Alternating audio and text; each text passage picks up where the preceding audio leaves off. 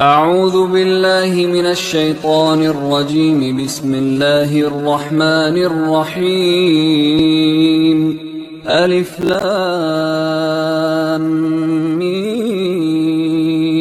ذلك الكتاب لا ريب فيه هدى للمتقين الذين يؤمنون بالغيب ويقيمون الصلاة ومما رزقناهم ينفقون والذين يؤمنون بما أنزل إليك وما أنزل من قبلك وبالآخرة هم يوقنون أولئك على هدى من ربهم وأولئك هم المفلحون. إن الذين كفروا سواء عليهم أأنذرتهم أم لم تنذرهم لا يؤمنون. ختم الله على قلوبهم وعلى سمعهم وعلى أبصارهم غشاوة ولهم عذاب عظيم.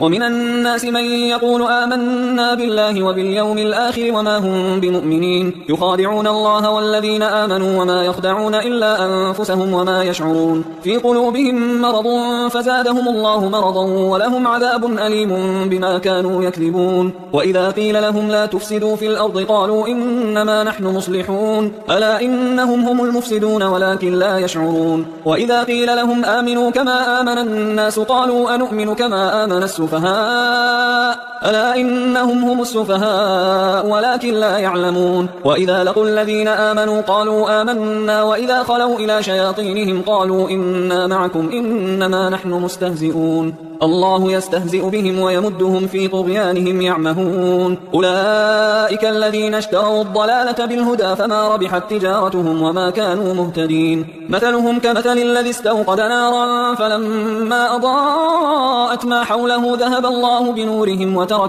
وتركهم في ظلمات لا يبصرون. صم بكم عمي فهم لا يرجعون. أو كصيب من السماء فيه ظلمات ورعد وبرق يجعلون أصابعهم في آذانهم من الصواعق حذر الموت والله محيط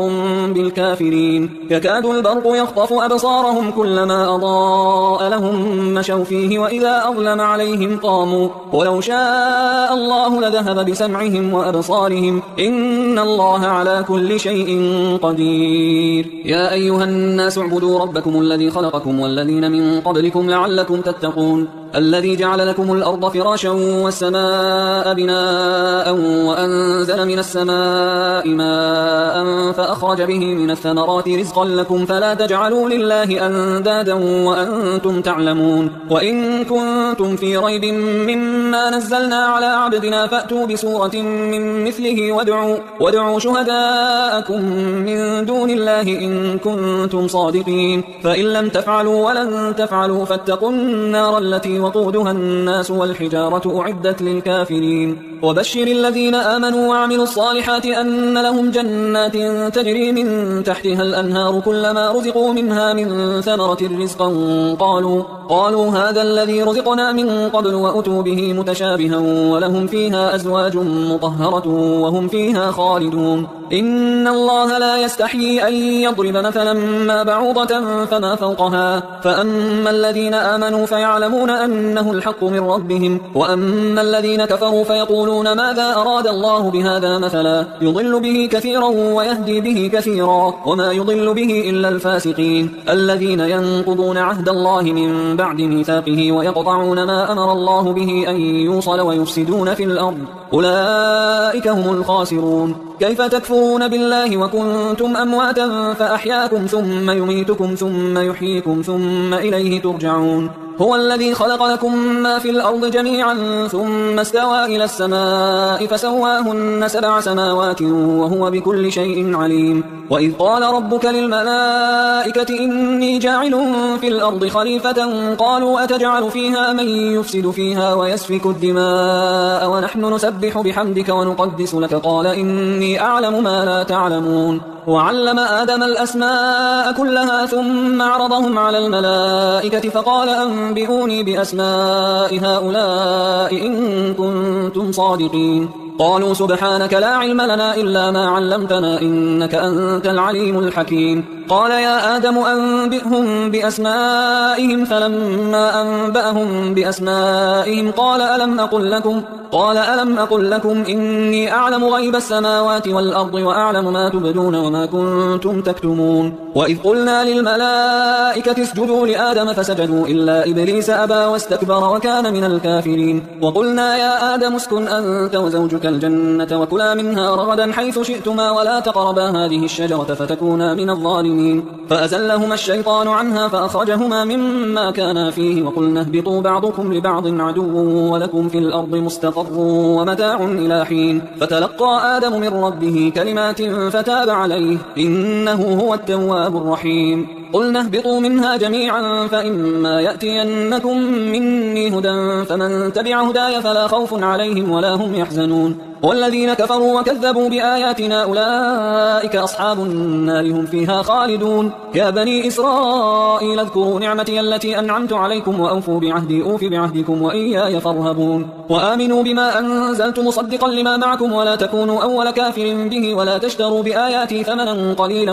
وإياي فاتقون ولا تلبسوا الحق بالباطل وتكتموا الحق وأنتم تعلمون وأقيموا الصلاة وآتوا الزكاة واركعوا مع الراكعين أتأمرون الناس بالبر وتنسون أنفسكم وأنتم تتلون الكتاب أفلا تعقلون واستعينوا بالصبر والصلاة وإنها لكبيرة إلا على الخاشعين الذين يظنون أنهم ملاقو ربهم وأنهم إليه راجعون يا بني إسرائيل اذكروا نعمتي التي أنعمت عليكم وأني فضلتكم على العالمين واتقوا يوما لا تجزي نفس عن نفس شيئا ولا يقبل منها شفاعة ولا يؤخذ منها عدل ولا هم ينصرون وإذ نجيناكم من آل فرعون يسومونكم سوء العذاب يذبحون أبناءكم ويستحيون نساءكم وفي ذلكم بلاء من ربكم عظيم وإذ فرقنا بكم البحر فأنجيناكم وأغرقنا آل فرعون وأنتم تنظرون وإذ واعدنا موسى 40 ليلة ثم اتخذتم العجل من بعده وأنتم ظالمون ثم عفونا عنكم من بعد ذلك لعلكم تشكرون وإذ آتينا موسى الكتاب والفرقان لعلكم تهتدون وإذ قال موسى لقومه يا قوم إنكم ظلمتم أنفسكم باتخاذكم العجل فتوبوا إلى بارئكم فاقتلوا أنفسكم ذلكم خير لكم عند بارئكم فتاب عليكم إنه هو التواب الرحيم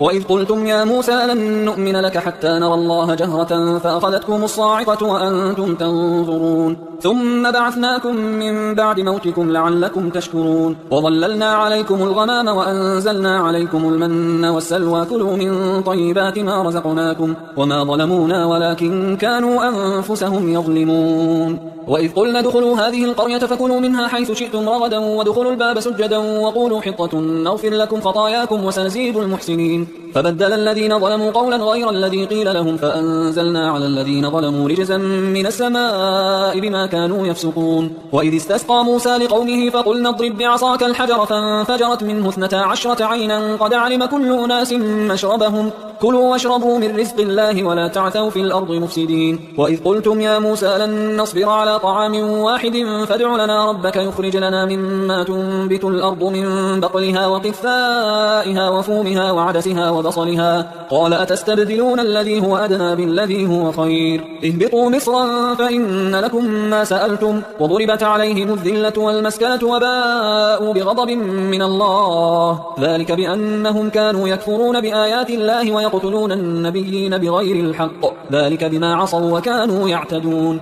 إن الذين آمنوا والذين هادوا والنصارى والصابئين من آمن بالله واليوم الآخر وعمل صالحا فلهم أجرهم عند ربهم ولا خوف عليهم ولا هم يحزنون وإذ أخذنا ميثاقكم ورفعنا فوقكم الطور خذوا ما آتيناكم بقوة واذكروا ما فيه لعلكم تتقون ثم توليتم من بعد ذلك فلولا فضل الله عليكم ورحمته لكنتم من الخاسرين ولقد علمتم الذين اعتدوا منكم في السبت فقلنا لهم كونوا قردة خاسئين فجعلناها نكالا لما بين يديها وما خلفها وموعظة للمتقين وإذ قال موسى لقومه إن الله يأمركم أن تذبحوا بقرة قالوا أتتخذنا هزوا قال أعوذ بالله أن أكون من الجاهلين قالوا ادع لنا ربك يبين لنا ما هي قال إنه يقول إنها بقرة لا فارض ولا بكر عوان بين ذلك فافعلوا ما تؤمرون قالوا ادع لنا ربك يبين لنا ما لونها قال إنه يقول إنها بقرة صفراء فاقع لونها تسر الناظرين قالوا ادع لنا ربك يبين لنا ما هي إن البقرة تشابه علينا وإنا إن شاء الله لمهتدون قال إنه يقول إنها بقرة لا ذلول تثير الأرض ولا تسقي الحرث مسلمة لا شية فيها قالوا الآن جئت بالحق فذبحوها وما كادوا يفعلون وإذ قتلتم نفسا فادارأتم فيها والله مخرج ما كنتم تكتمون فقلنا اضربوه ببعضها كذلك يحيي الله الموتى ويريكم آياته لعلكم تعقلون ثم قست قلوبكم من بعد ذلك فهي كالحجارة أو أشد قسوة وإن من الحجارة لما يتفجر منه الأنهار وإن منها لما يشقق فيخرج منه الماء وإن منها لما يهبط من خشية الله وما الله بغافل عما تعملون أفتطمعون أن يؤمنوا لكم وقد كان فريق منهم يسمعون كلام الله ثم يحرفونه من بعد ما عقلوه وهم يعلمون وإذا لقوا الذين آمنوا قالوا آمنا وإذا خلا بعضهم إلى بعض قالوا أتحدثونهم بما فتح الله عليكم ليحاجوكم به عند ربكم أفلا تعقلون أولا يعلمون أن الله يعلم ما يسرون وما يعلنون ومنهم أميون لا يعلمون الكتاب إلا أماني وإنهم إلا يظنون فويل للذين يكتبون الكتاب بأيديهم ثم يقولون هذا من عند الله ليشتروا به ثمنا قليلا فويل لهم مما كتبت أيديهم وويل لهم مما يكسبون وقالوا لن تمسنا النار إلا أياما معدودة قل أتخذتم عند الله عهدا فلن يخلف الله عهده أم تقولون على الله ما لا تعلمون بلى من كسب سيئة وأحاطت به خطيئته فأولئك أصحاب النار هم فيها خالدون والذين آمنوا وعملوا الصالحات أولئك أصحاب الجنة هم فيها خالدون وإذ أخذنا ميثاق بني إسرائيل لا تعبدون إلا الله وبالوالدين إحسانا وذي القربى واليتامى والمساكين وقولوا للناس حسنا وأقيموا الصلاة وآتوا الزكاة ثم توليتم إلا قليلا منكم وأنتم معرضون وإذ أخذنا ميثاقكم لا تسفكون دماءكم ولا تخرجون أنفسكم من دياركم ثم أقررتم وأنتم تشهدون ثم أنتم هؤلاء تقتلون أنفسكم وتخرجون فريقا منكم من ديارهم تظاهرون عليهم بالإثم والعدوان وإن يأتوكم أسارى تفادوهم وهو محرم عليكم إخراجهم أفتؤمنون ببعض الكتاب وتكفرون ببعض فما جزاء من يفعل ذلك منكم إلا خزي في الحياة الدنيا ويوم القيامة يردون إلى أشد العذاب وما الله بغافل عما تعملون أولئك الذين اشتروا الحياة الدنيا بالآخرة فلا يخفف عنهم العذاب ولا هم ينصرون ولقد آتينا موسى الكتاب وقفينا من بعده بالرسل وآتينا عيسى ابن مريم البينات وأيدناه بروح القدس أفكلما جاءكم رسول بما لا تهوى أنفسكم استكبرتم ففريقا كذبتم وفريقا تقتلون وقالوا قلوبنا غلف بل لعنهم الله بكفرهم فقليلا ما يؤمنون ولما جاءهم كتاب من عند الله مصدق لما معهم وكانوا من قبل يستفتحون على الذين كفروا فلما جاءهم ما عرفوا كفروا به فلعنة الله على الكافرين بئس ما اشتروا به أنفسهم أن يكفروا بما أنزل الله بغيا أن ينزل الله من فضله على من يشاء من عباده فباءوا بغضب على غضب وللكافرين عذاب مهين وإذا قيل لهم آمنوا بما أنزل الله قالوا نؤمن بما أنزل علينا ويكفرون بما وراءه وهو الحق مصدقا لما معهم قل فلم تقتلون أنبياء الله من قبل إن كنتم مؤمنين ولقد جاءكم موسى بالبينات ثم اتخذتم العجل من بعده وأنتم ظالمون وإذ أخذنا ميثاقكم ورفعنا فوقكم الطور خذوا ما آتيناكم بقوة واسمعوا قالوا سمعنا وعصينا وأشربوا في قلوبهم العجل بكفرهم قل بئس ما يأمركم به إيمانكم إن كنتم مؤمنين قل إن كانت لكم الدار الآخرة عند الله خالصة من دون الناس فتمنوا الموت إن كنتم صادقين ولن يتمنوه أبدا بما قدمت أيديهم والله عليم بالظالمين. ولتجدنهم أحرص الناس على حياة ومن الذين أشركوا يود أحدهم لو يعمر 1000 سنة وما هو بمزحزحه من العذاب أن يعمر والله بصير بما يعملون. قل من كان عدوا لجبريل فإنه نزله على قلبك بإذن الله مصدقا لما بين يديه وهدى وبشرى للمؤمنين. من كان عدوا لله وملائكته ورسله وجبريل وميكال فإن الله عدو للكافرين. ولقد أنزلنا إليك آيات بينات وما يكفر بها إلا الفاسقون. أو كلما عاهدوا عهدا نبذه فريق منهم بل أكثرهم لا يؤمنون. ولما جاءهم رسول من عند الله مصدق لما معهم نبذ فريق من الذين أوتوا الكتاب كتاب الله وراء ظهورهم كأنهم لا يعلمون. واتبعوا ما تتلو الشياطين على ملك سليمان وما كفر سليمان ولكن الشياطين كفروا يعلمون الناس السحر وما أنزل على الملكين ببابل هاروت وماروت وما يعلمان من أحد حتى يقولا إنما نحن فتنة فلا تكفر فيتعلمون منهما ما يفرقون به بين المرء وزوجه وما هم بضارين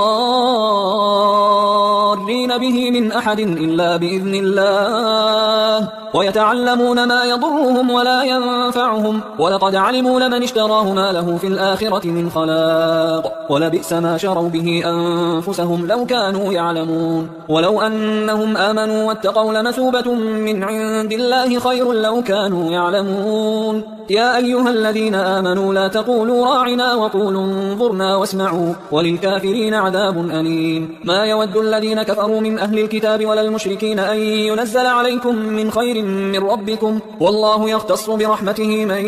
يشاء والله ذو الفضل العظيم. ما ننسخ من آية أو ننسها نأتي بخير منها أو مثلها. ألم تعلم أن الله على كل شيء قدير. ألم تعلم أن الله له ملك السماوات والأرض وما لكم من دون الله من ولي ولا نصير. أم تريدون أن تسألوا رسولكم كما سئل موسى من قبل ومن يتبدل الكفر بالإيمان فقد ضل سواء السبيل. ود كثير من أهل الكتاب لو يردونكم من بعد إيمانكم كفارا حسدا من عند أنفسهم من بعد ما تبين لهم الحق فاعفوا واصفحوا حتى يأتي الله بأمره إن الله على كل شيء قدير. وأقيموا الصلاة وآتوا الزكاة وما تقدموا لأنفسكم من خير تجدوه عند الله إن الله بما تعملون بصير. وقالوا لن يدخل الجنة إلا من كان هودا أو نصارى تلك أمانيهم قل هاتوا برهانكم إن كنتم صادقين.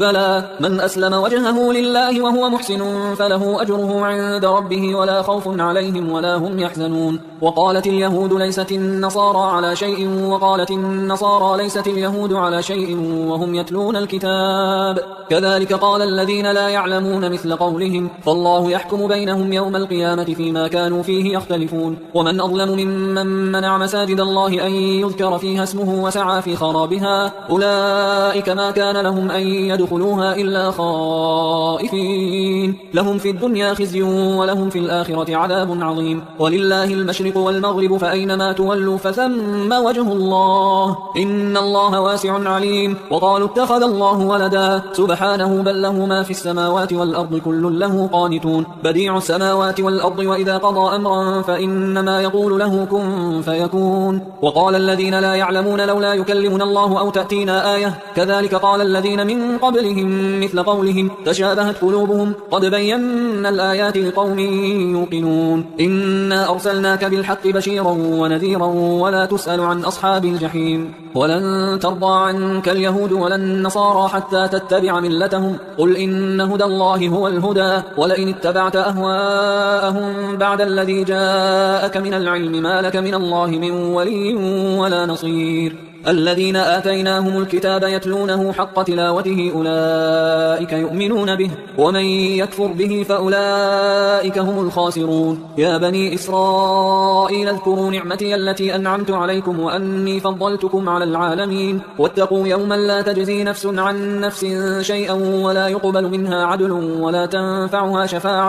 تنفعها شفاعة ولا هم ينصرون. وإذ ابتلى إبراهيم ربه بكلمات فأتمهن قال إني جاعلك للناس إماما قال ومن ذريتي قال لا ينال عهد الظالمين وإذ جعلنا البيت مثابة للناس وأمنا واتخذوا من مقام إبراهيم مصلى وعهدنا إلى إبراهيم وإسماعيل أن طهرا بيتي للطائفين والعاكفين والركع السجود وإذ قال إبراهيم رب اجعل هذا بلدا آمنا وارزق أهله من الثمرات من آمن منهم بالله واليوم الآخر قال ومن كفر فأمتعه قليلا ثم أضطره إلى عذاب النار وبئس المصير وإذ يرفع إبراهيم القواعد من البيت وإسماعيل ربنا تقبل منا إنك أنت السميع العليم ربنا وجعلنا مسلمين لك ومن ذريتنا أمة مسلمة لك وأرنا مناسكنا وتب علينا إنك أنت التواب الرحيم ربنا وبعث فيهم رسولا منهم يتلو عليهم آياتك ويعلمهم الكتاب والحكمة ويزكيهم إنك أنت العزيز الحكيم ومن يرغب عن ملة إبراهيم إلا من سفه نفسه ولقد اصطفيناه في الدنيا وإنه في الآخرة لمن الصالحين إذ قال له ربه أسلم قال أسلمت لرب العالمين ووصى بها إبراهيم بنيه ويعقوب يا بني إن الله اصطفى لكم الدين فلا تموتن إلا وأنتم مسلمون أم كنتم شهداء إذ حضر يعقوب الموت إذ قال لبنيه ما تعبدون من بعده قالوا نعبد إلهك وإله آبائك إبراهيم وإسماعيل وإسحاق إلها واحدا ونحن له مسلمون تلك أمة قد خلت لها ما كسبت ولكم ما كسبتم ولا تسألون عما كانوا يعملون وقالوا كونوا هودا أو نصارى تهتدوا قل بل ملة إبراهيم حنيفا وما كان من المشركين قولوا آمنا بالله وما أنزل إلينا وما أنزل إلى إبراهيم وإسماعيل وإسحاق ويعقوب والأسباط وما أوتي موسى وعيسى وما أوتي النبيون من ربهم لا نفرق بين أحد منهم ونحن له مسلمون فإن آمنوا بمثل ما آمنتم به فقد اهتدوا وإن تولوا فإنما هم في شقاق فسيكفيكهم الله وهو السميع العليم صبغة الله ومن أحسن من الله صبغة ونحن له عابدون قل أتحاجوننا في الله وهو ربنا وربكم ولنا أعمالنا ولكم أعمالكم ونحن له مخلصون أم تقولون إن إبراهيم وإسماعيل وإسحاق ويعقوب والأسباط كانوا هودا أو نصارى قل أأنتم أعلم أم الله ومن أظلم ممن كتم شهادة عنده من الله وما الله بغافل عما تعملون تلك أمة قد خلت لها ما كسبت ولكم ما كسبتم ولا تسألون عما كانوا يعملون سيقول السفهاء من الناس ما ولاهم عن قبلتهم التي كانوا عليها قل لله المشرق والمغرب يهدي من يشاء إلى صراط مستقيم وكذلك جعلناكم أمة وسطا لتكونوا شهداء على الناس ويكون الرسول عليكم شهيدا وما جعلنا القبلة التي كنت عليها إلا لنعلم من يتبع الرسول ممن ينقلب على عقبيه وإن كانت لكبيرة إلا على الذين هدى الله وما كان الله ليضيع إيمانكم إن الله بالناس لرؤوف رحيم قد نرى تقلب وجهك في السماء فلنولينك قبلة ترضاها فول وجهك شطر المسجد الحرام وحيث ما كنتم فولوا وجوهكم شطره وإن الذين أوتوا الكتاب ليعلمون أنه الحق من ربهم وما الله بغافل عما يعملون ولئن أتيت الذين أوتوا الكتاب بكل آية ما تبعوا قبلتك وما أنت بتابع قبلتهم وما بعضهم بتابع قبلة بعض ولئن اتبعت أهواءهم من بعد ما جاءك من العلم إنك إذا لمن الظالمين الذين آتيناهم الكتاب يعرفونه كما يعرفون أبناءهم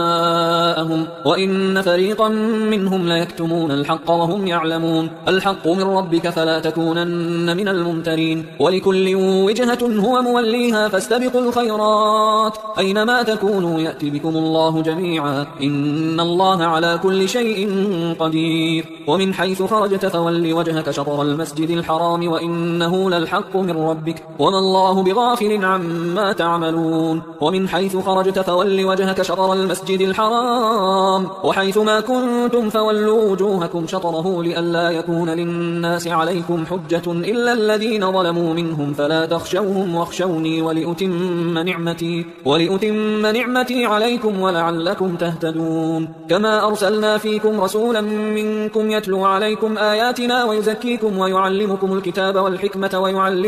ويعلمكم ما لم تكونوا تعلمون فاذكروني أذكركم واشكروا لي ولا تكفرون يا أيها الذين آمنوا استعينوا بالصبر والصلاة إن الله مع الصابرين ولا تقولوا لمن يقتل في سبيل الله أموات بل أحياء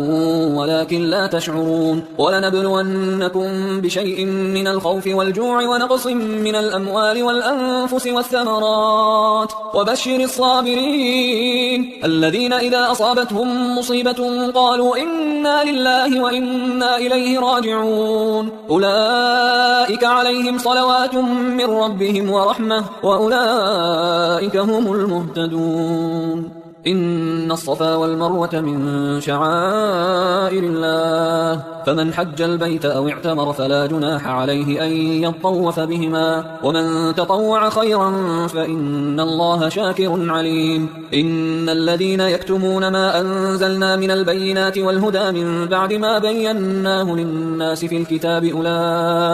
أولئك يلعنهم الله ويلعنهم اللاعنون إلا الذين تابوا وأصلحوا وبينوا فأولئك أتوب عليهم وأنا التواب الرحيم إن الذين كفروا وماتوا وهم كفار أولئك عليهم لعنة الله والملائكة والناس أجمعين خالدين فيها لا يخفف عنهم العذاب ولا هم ينظرون وإلهكم إله واحد لا إله إلا هو الرحمن الرحيم إن في خلق السماوات والأرض واختلاف الليل والنهار والفلك التي تجري في البحر بما ينفع الناس وما أنزل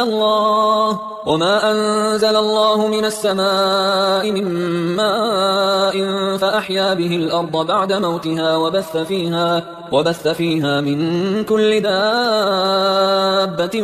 وتصريف الرياح والسحاب المسخر بين السماء والأرض لآيات لقوم يعقلون ومن الناس من يتخذ من دون الله أندادا يحبونهم كحب الله والذين آمنوا أشد حبا لله ولو يرى الذين ظلموا إذ يرون العذاب أن القوة لله جميعا وأن الله شديد العذاب إذ تبرأ الذين اتبعوا من الذين اتبعوا ورأوا العذاب وتقطعت بهم الأسباب وقال الذين اتبعوا لو أن لنا كرة فنتبرأ منهم كما تبرأوا منا كذلك يريهم الله أعمالهم حسرات عليهم وما هم بخارجين من النار يا أيها الناس كلوا مما في الأرض حلالا طيبا ولا تتبعوا خطوات الشيطان إنه لكم عدو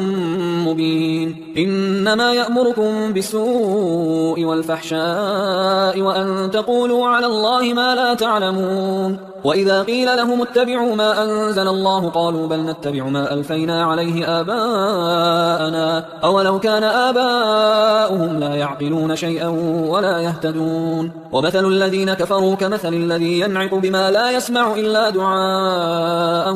ونداء صم بكم عمي فهم لا يعقلون يا أيها الذين آمنوا كلوا من طيبات ما رزقناكم واشكروا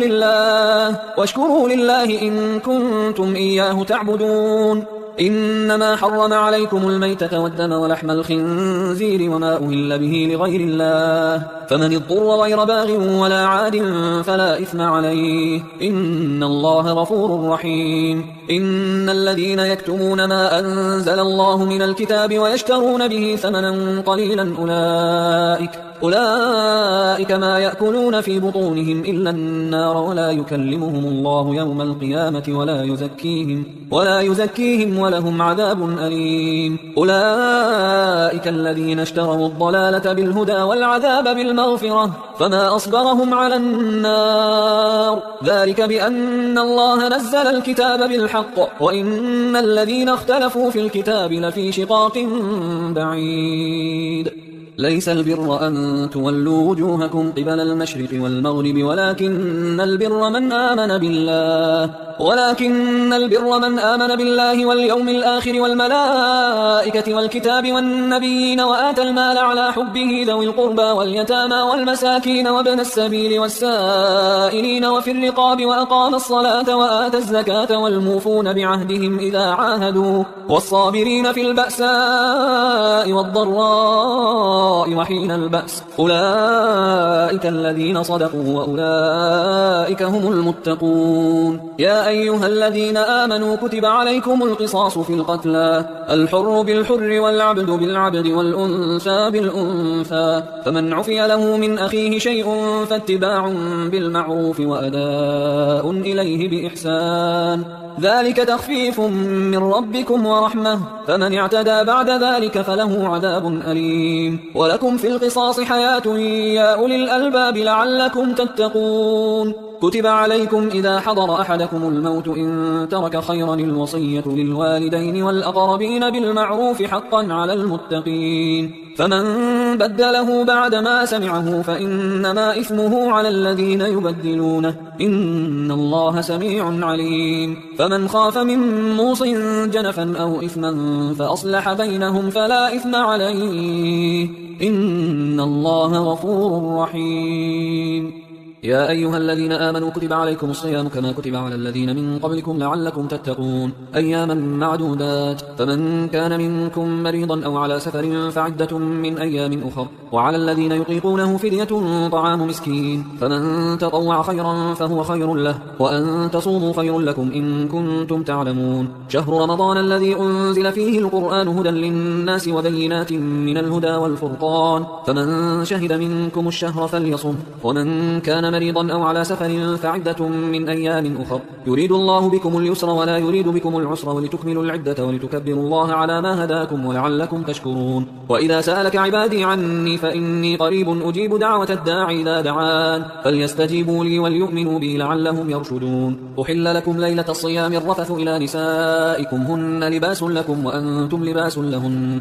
علم الله أنكم كنتم تختانون أنفسكم فتاب عليكم وعفى عنكم فالآن باشروهن وابتغوا ما كتب الله لكم وكلوا واشربوا حتى يتبين لكم الخيط الأبيض من الخيط الأسود من الفجر ثم أتموا الصيام إلى الليل ولا تباشروهن وأنتم عاكفون في المساجد تلك حدود الله فلا تقربوها كذلك يبين الله آياته للناس لعلهم يتقون ولا تأكلوا أموالكم بينكم بالباطل وتدلوا بها إلى الحكام لتأكلوا فريقا من أموال الناس بالإثم وأنتم تعلمون يسألونك عن الأهلة قل هي مواقيت للناس والحج وليس البر بأن تأتوا البيوت من ظهورها ولكن البر من اتقى وأتوا البيوت من أبوابها واتقوا الله لعلكم تفلحون وقاتلوا في سبيل الله الذين يقاتلونكم ولا تعتدوا إن الله لا يحب المعتدين وقتلوهم حيث ثقفتموهم وأخرجوهم من حيث أخرجوكم والفتنة أشد من القتل ولا تقاتلوهم عند المسجد الحرام حتى يقاتلوكم فيه فإن قاتلوكم فاقتلوهم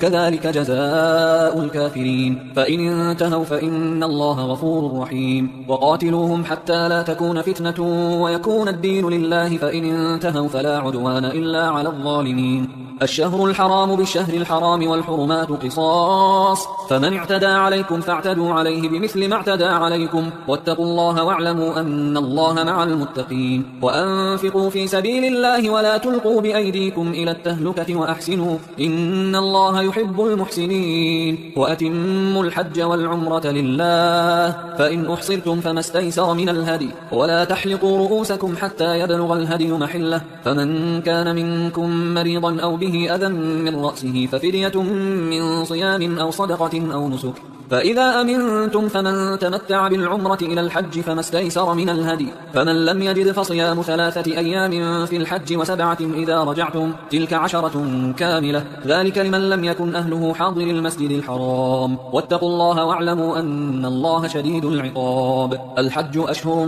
معلومات، فمن فرض فيهن الحج فلا رفث ولا فسوق ولا جدال في الحج، وما تفعلوا من خير يعلمه الله، وتزودوا فإن خير الزاد التقوى، واتقون يا أولي الألباب. ليس عليكم جناح أن تبتغوا فضلا من ربكم، فإذا أفضتم من عرفات فاذكروا الله عند المشعر الحرام واذكروه كما هداكم وإن كنتم من قبله لمن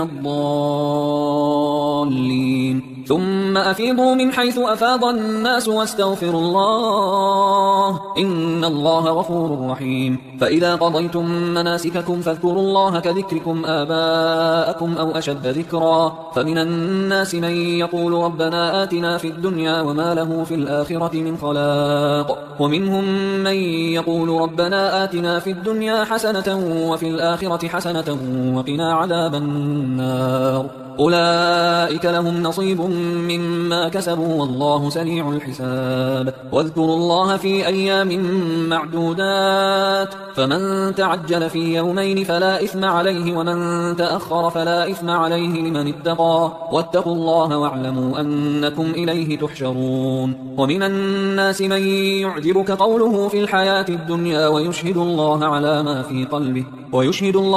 ما في قلبه وهو ألد الخصام، وإذا تولى سعى في الأرض ليفسد فيها ويهلك الحرث والنسل والله لا يحب الفساد. وإذا قيل له اتق الله أخذته العزة بالإثم فحسبه جهنم ولبئس المهاد. ومن الناس من يشري نفسه ابتغاء مرضات الله والله رؤوف بالعباد. يا أيها الذين آمنوا ادخلوا في السلم كافة ولا تتبعوا خطوات الشيطان إنه لكم عدو مبين. فإن زللتم من بعد ما جاءتكم البينات فاعلموا أن الله عزيز حكيم. هل ينظرون إلا أن يأتيهم الله في ظلل من الغمام والملائكة وقضي الأمر وإلى الله ترجع الأمور. سل بني إسرائيل كم آتيناهم من آية بينة ومن يبدل نعمة الله من بعد ما جاءته فإن الله شديد العقاب. زين للذين كفروا الحياة الدنيا ويسخرون من الذين آمنوا والذين اتقوا فوقهم يوم القيامة والله يرزق من يشاء بغير حساب. كان الناس أمة واحدة فبعث الله النبيين مبشرين ومنذرين وأنزل معهم الكتاب بالحق ليحكم بين الناس فيما اختلفوا فيه وما اختلف فيه إلا الذين أوتوه من بعد ما جاءتهم البينات بغيا بينهم فهدى الله الذين آمنوا لما اختلفوا فيه من الحق بإذنه والله يهدي من يشاء إلى صراط مستقيم. أم حسبتم أن تدخلوا الجنة ولما يأتكم مثل الذين خلوا من قبلكم مستهم البأساء والضراء وزلزلوا حتى يقول الرسول والذين آمنوا معه متى نصر الله ألا إن نصر الله قريب. يسألونك ماذا ينفقون قل ما أنفقتم من خير فللوالدين والأقربين واليتامى والمساكين وابن السبيل وما تفعلوا من خير فإن الله به عليم. كتب عليكم القتال وهو كره لكم وعسى أن تكرهوا شيئا وهو خير لكم وعسى أن تحبوا شيئا وهو شر لكم والله يعلم وأنتم لا تعلمون. يسألونك عن الشهر الحرام قتال فيه قل قتال فيه كبير وصد عن سبيل الله وكفر به والمسجد الحرام وإخراج أهله منه أكبر عند الله والفتنة أكبر من القتل ولا يزالون يقاتلونكم حتى يردوكم عن دينكم إن استطاعوا ومن يرتد منكم عن دينه فيمت وهو كافر فأولئك حبطت أعمالهم في الدنيا والآخرة وأولئك أصحاب النار هم فيها خالدون. إن الذين آمنوا والذين هاجروا وجاهدوا في سبيل الله أولئك يرجون رحمة الله الله والله غفور رحيم. يسألونك عن الخمر والميسر قل فيهما إثم كبير ومنافع للناس وإثمهما أكبر من نفعهما ويسألونك ماذا ينفقون قل العفو كذلك يبين الله لكم الآيات لعلكم تتفكرون في الدنيا والآخرة. ويسألونك عن اليتامى قل إصلاح لهم خير وإن تخالطوهم فإخوانكم والله يعلم المفسد من المصلح ولو شاء الله لأعنتكم إن الله عزيز حكيم. ولا تنكحوا المشركات حتى يؤمن ولأمة مؤمنة خير من مشركة ولو أعجبتكم ولا تنكحوا المشركين حتى يؤمنوا ولعبد مؤمن خير من مشرك ولو أعجبكم أولئك يدعون إلى النار والله يدعو إلى الجنة والمغفرة بإذنه ويبين آياته للناس لعلهم يتذكرون. ويسألونك عن المحيض قل هو أذى فاعتزلوا النساء في المحيض ولا تقربوهن حتى يطهرن فإذا تطهرن فأتوهن من حيث أمركم الله إن الله يحب التوابين ويحب المتطهرين. نساؤكم حرث لكم فأتوا حرثكم أنى شئتم وقدموا لأنفسكم واتقوا الله واعلموا أنكم ملاقوه وبشر المؤمنين. ولا تجعلوا الله عرضة لأيمانكم أن تبروا وتتقوا وتصلحوا بين الناس والله سميع عليم. لا يؤاخذكم الله باللغو في أيمانكم ولكن يؤاخذكم بما كسبت قلوبكم والله غفور حليم. للذين يؤلون من نسائهم تربص 4 أشهر فإن فاءوا فإن الله غفور رحيم وإن عزموا الطلاق فإن الله سميع عليم. والمطلقات يتربصن بأنفسهن 3 قروء ولا يحل لهن أن يكتمن ما خلق الله في أرحامهن إن كن يؤمن بالله واليوم الآخر وبعولتهن أحق بردهن في ذلك إن أرادوا إصلاحا ولهن مثل الذي عليهن بالمعروف وللرجال عليهن درجة والله عزيز حكيم. الطلاق 2 مرتان فإمساكم بمعروف أو تسريح بإحسان ولا يحل لكم أن تأخذوا مما آتيتموهن شيئا إلا أن يخافا ألا يقيما حدود الله فإن خفتم ألا يقيما حدود الله فلا جناح عليهما فيما افتدت به تلك حدود الله فلا تعتدوها ومن يتعد حدود الله فأولئك هم الظالمون. فإن طلقها فلا تحل له من بعد حتى تنكح زوجا غيره فإن طلقها فلا جناح عليهما أن يتراجعا إن ظنا أن يقيما حدود الله وتلك حدود الله يبينها لقوم يعلمون. وإذا طلقتم النساء فبلغن أجلهن فأمسكوهن بمعروف أو سرحوهن بمعروف ولا تمسكوهن ضرارا لتعتدوا ومن يفعل ذلك فقد ظلم نفسه. ولا تتخذوا آيات الله هزوا واذكروا نعمة الله عليكم وما أنزل عليكم من الكتاب والحكمة يعظكم به واتقوا الله واعلموا أن الله بكل شيء عليم. وإذا طلقتم النساء فبلغن أجلهن فلا تعضلوهن أن ينكحن أزواجهن إذا تراضوا بينهم بالمعروف ذلك يوعظ به من كان منكم يؤمن بالله واليوم الآخر ذلكم أزكى لكم وأطهر والله يعلم وأنتم لا تعلمون. والوالدات يرضعن أولادهن حولين كاملين لمن أراد أن يتم الرضاعة وعلى المولود له رزقهن وكسوتهن بالمعروف لا تكلف نفس إلا وسعها لا تضار والدة بولدها ولا مولود له بولده وعلى الوارث مثل ذلك فإن أرادا فصالا عن تراض منهما وتشاور فلا جناح عليهما. وإن أردتم أن تسترضعوا أولادكم فلا جناح عليكم إذا سلمتم ما آتيتم بالمعروف واتقوا الله واعلموا أن الله بما تعملون بصير. والذين يتوفون منكم ويذرون أزواجا يتربصن بأنفسهن 4 أشهر و10 فإذا بلغن أجلهن فلا جناح عليكم فيما فعلن في أنفسهن بالمعروف والله بما تعملون خبير. ولا جناح عليكم فيما عرضتم به من خطبة النساء أو أكننتم في أنفسكم علم الله أنكم ستذكرونهن ولكن لا تواعدوهن سرا إلا أن تقولوا قولا معروفا. ولا تعزموا عقدة النكاح حتى يبلغ الكتاب الكتاب أجله واعلموا أن الله يعلم ما في أنفسكم فاحذروه واعلموا أن الله غفور حليم. لا جناح عليكم إن طلقتم النساء ما لم تمسوهن أو تفرضوا لهن فريضة ومتعوهن على الموسع قدره وعلى المقتر قدره متاعا بالمعروف حقا على المحسنين. وإن طلقتموهن من قبل أن تمسوهن وقد فرضتم لهن فريضة فنصف ما فرضتم إلا أن يعفون أو يعفو الذي بيده عقدة النكاح وأن تعفوا أقرب للتقوى ولا تنسوا الفضل بينكم إن الله بما تعملون بصير. حافظوا على الصلوات والصلاة الوسطى وقوموا لله قانتين. فإن خفتم فرجالا أو ركبانا فإذا أمنتم فاذكروا الله كما علمكم ما لم تكونوا تعلمون. والذين يتوفون منكم ويذرون أزواجا وصية لأزواجهم متاعا إلى الحول غير إخراج فإن خرجن فلا جناح عليكم فيما فعلن في أنفسهن من معروف والله عزيز حكيم. وللمطلقات متاع بالمعروف حقا على المتقين كذلك يبين الله لكم آياته لعلكم تعقلون. ألم تر إلى الذين خرجوا من ديارهم وهم ألوف حذر الموت فقال لهم الله موتوا ثم أحياهم إن الله لذو فضل على الناس ولكن أكثر الناس لا يشكرون. وقاتلوا في سبيل الله واعلموا أن الله سميع عليم. من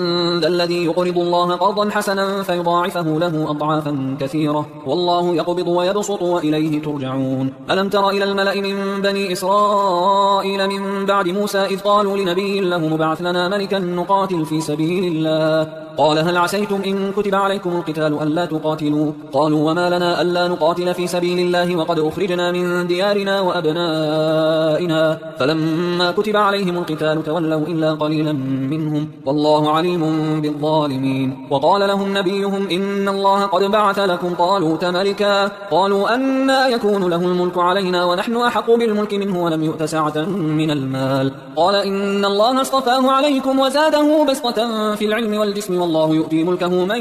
يشاء والله واسع عليم. وقال لهم نبيهم إن آية ملكه أن يأتيكم التابوت فيه سكينة من ربكم وبقية مما ترك آل موسى وآل هارون تحمله الملائكة إن في ذلك لآية لكم إن كنتم مؤمنين. فلما فصل طالوت بالجنود قال إن الله مبتليكم بنهر فمن شرب منه فليس مني ومن لم يطعمه فإنه مني إلا من اغترف غرفة بيده فشربوا منه إلا قليلا منهم فلما جاوزه هو والذين آمنوا معه قالوا لا طاقة لنا اليوم بجالوت وجنوده قال الذين يظنون أنهم ملاقوا الله كم من فئة قليلة غلبت فئة كثيرة بإذن الله والله مع الصابرين. ولما برزوا لجالوت وجنوده قالوا ربنا أفرغ علينا صبرا وثبت أقدامنا وانصرنا على القوم الكافرين فهزموهم بإذن الله. وقتل داود جالوت وآتاه الله الملك والحكمة وعلمه مما يشاء ولولا دفع الله الناس بعضهم ببعض لفسدت الأرض ولكن الله ذو فضل على العالمين. تلك آيات الله نتلوها عليك بالحق وإنك لمن المرسلين. تلك الرسل فضلنا بعضهم على بعض منهم من كلم الله ورفع بعضهم درجات وآتينا عيسى ابن مريم البينات وأيدناه بروح القدس ولو شاء الله ما اقتتل الذين من بعدهم من بعد ما جاءتهم البينات ولكن اختلفوا فمنهم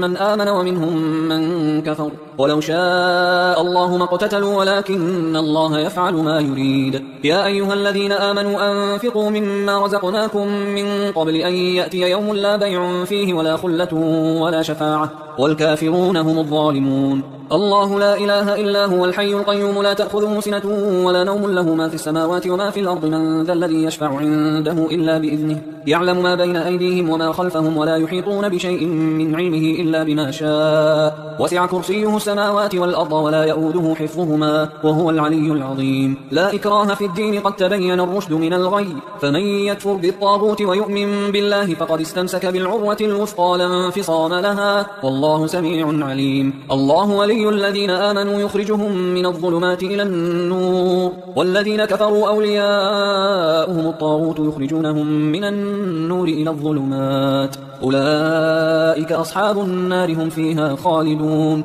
ألم تر إلى الذي حاج إبراهيم في ربه أن آتاه الله الملك إذ قال إبراهيم ربي الذي يحيي ويميت قال أنا أحيي وأميت قال إبراهيم فإن الله يأتي بالشمس من المشرق فأت بها من المغرب فبهت الذي كفر والله لا يهدي القوم الظالمين. أو كالذي مر على قرية وهي خاوية على عروشها قال أنى يحيي هذه الله بعد موتها فأماته الله 100 عام ثم بعثه قال كم لبثت قال لبثت يوما أو بعض يوم قال بل لبثت 100 عام فانظر إلى طعامك وشرابك لم يتسنه وانظر إلى حمارك ولنجعلك آية للناس وانظر إلى العظام كيف ننشزها ثم نكسوها لحما فلما تبين له قال أعلم أن الله على كل شيء قدير. وإذ قال إبراهيم رب أرني كيف تحيي الموتى قال أولم تؤمن قال بلى ولكن ليطمئن قلبي قال فخذ 4 من الطير فصرهن إليك ثم اجعل على كل جبل منهن جزءا ثم ادعهن يأتينك سعيا واعلم أن الله عزيز حكيم. مثل الذين ينفقون أموالهم في سبيل الله كمثل حبة أنبتت 7 سنابل في كل سنبلة 100 حبة والله يضاعف لمن يشاء والله واسع عليم. الذين ينفقون أموالهم في سبيل الله ثم لا يتبعون ما أنفقوا منا ولا أذى لهم أجرهم عند ربهم ولا خوف عليهم ولا هم يحزنون. قول معروف ومغفرة خير من صدقة يتبعها أذى والله غني حليم. يا أيها الذين آمنوا لا تبطلوا صدقاتكم بالمن والأذى كالذي ينفق ماله رئاء الناس ولا يؤمن بالله واليوم الآخر فمثله كمثل صفوان عليه تراب فأصابه وابل فتركه صلدا لا يقدرون على شيء مما كسبوا والله لا يهدي القوم الكافرين. ومثل الذين ينفقون أموالهم ابتغاء مرضات الله وتثبيتا من أنفسهم كمثل جنة بربوة أصابها وابل فآتت أكلها ضعفين فإن لم يصبها وابل فطل والله بما تعملون بصير. أيود أحدكم أن تكون له جنة من نخيل وأعناب تجري من تحتها الأنهار له فيها من كل الثمرات وأصابه الكبر وله ذرية ضعفاء فأصابها إعصار فيه نار فاحترقت كذلك يبين الله لكم الآيات لعلكم تتفكرون. يا أيها الذين آمنوا أنفقوا من طيبات ما كسبتم ومما أخرجنا لكم من الأرض ولا تيمموا الخبيث منه تنفقون ولستم بآخذيه إلا أن تغمضوا فيه واعلموا أن الله غني حميد. الشيطان يعدكم الفقر ويأمركم بالفحشاء والله يعدكم مغفرة منه وفضلا والله واسع عليم. يؤتي الحكمة من يشاء ومن يؤت الحكمة فقد أوتي خيرا كثيرا وما يذكر إلا أولو الألباب. وما أنفقتم من نفقة أو نذرتم من نذر فإن الله يعلمه وما للظالمين من أنصار. إن تبدوا الصدقات فنعما هي وإن تخفوها وتؤتوها الفقراء فهو خير لكم ويكفر عنكم من سيئاتكم والله بما تعملون خبير. ليس عليك هداهم ولكن الله يهدي من يشاء وما تنفقوا من خير فلأنفسكم وما تنفقون إلا ابتغاء وجه الله وما تنفقوا من خير يوفى إليكم وأنتم لا تظلمون. للفقراء الذين أحصروا في سبيل الله لا يستطيعون ضربا في الأرض يحسبهم الجاهل أغنياء من التعفف تعرفهم بسيماهم لا يسألون الناس إلحافا وما تنفقوا من خير فإن الله به عليم. الذين ينفقون أموالهم بالليل والنهار سرا وعلانية فلهم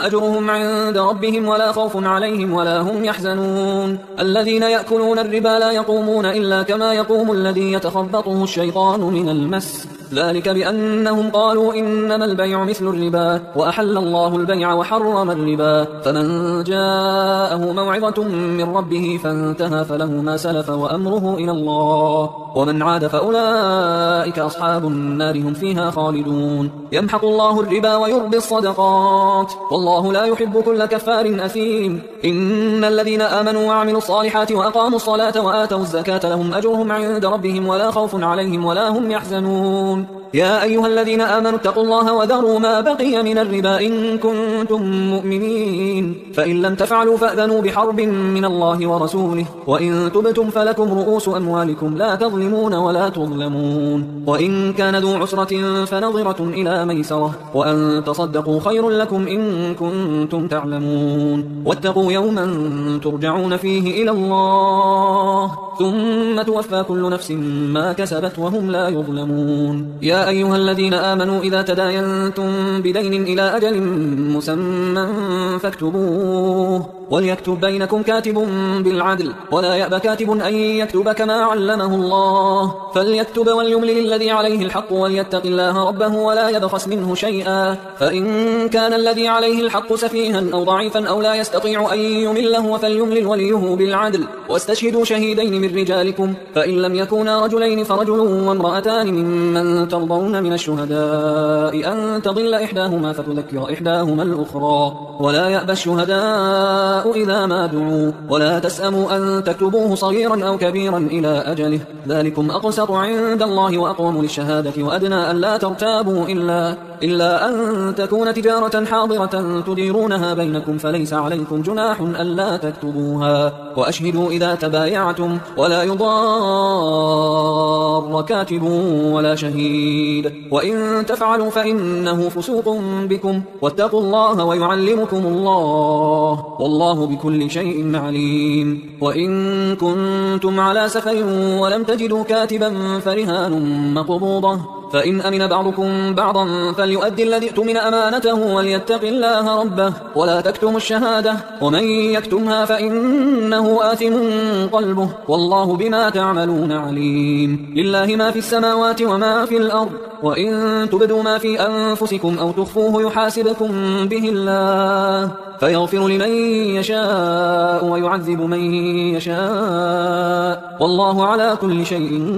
قدير. آمن الرسول بما أنزل إليه من ربه والمؤمنون كل آمن بالله وملائكته وكتبه ورسله لا نفرق بين أحد من رسله وقالوا سمعنا وأطعنا غفرانك ربنا وإليك المصير. لا يكلف الله نفسا إلا وسعها لها ما كسبت وعليها ما اكتسبت ربنا لا تؤاخذنا إن نسينا أو أخطأنا ربنا ولا تحمل علينا إصرا كما حملته على الذين من قبلنا ربنا ولا تحملنا ما لا طاقة لنا به واعف عنا واغفر لنا وارحمنا أنت مولانا فانصرنا على القوم الكافرين.